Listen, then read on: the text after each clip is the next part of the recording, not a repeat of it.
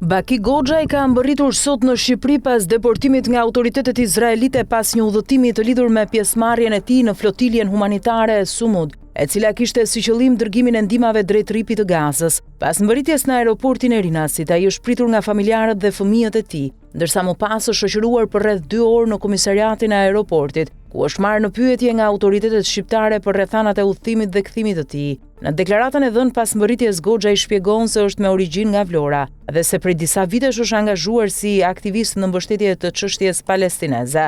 Sipas tij, pjesëmarrja në flotilje ka ardhur pas një organizimi ndërkombëtar online, ku individ të ndryshëm janë regjistruar për të bërë pjesë e misionit humanitar. Ai tregon se pas informimit për këtë nismë, ka ndjekur procedurat dhe është bërë pjesë e grupit që u nis drejt zonës së konfliktit. Sipas rrëfimit të tij, rreth 10 ditë para kthimit, flotilja është nisur me disa anije në drejtim të Gazës. Ai përshkruan se gjatë lundrimit në ujëra ndërkombëtar, grupi i tyre ka vënë re praninë e disa anijeve të mëdha dhe skafeve të shpejtë që po afroheshin. Goxha i thotë se pavarësisht përpjekjeve për t'u larguar apo për të shmangur kontaktin, nuk ka qenë e mundur të shmangë ndalimi. Ai pretendon se gjatë ndërhyrjes personat në bord janë kërcënuar dhe më pas janë hipur forcërisht në anije nga forcat armatosura. Sipas tij, pjesëtarëve të flotiljes u janë lidhur duart, ndërsa atij personalisht janë lidhur edhe syt, pasi siç shprehet, ka reaguar me zë duke kërkuar lirimin e tyre.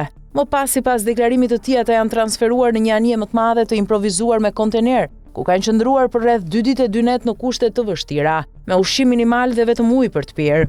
Goxha i përshkruan kushtet e qëndrimit si të rënda, duke thënë se trajtimi i tyre ka qenë shnjërzor. Ai shton se gjatë asaj kohe ka qenë dëshmitari i situatave të rënda, përfshirë edhe sipas tij një rast dhune ndaj një pjesëmarrëseje tjetër në flotilje, të cilën ai e ka parë ose dëgjuar nga afër. Megjithatë, këto mbeten deklarime të tij personale dhe nuk janë të konfirmuara nga burime të tjera në këtë rrëfim.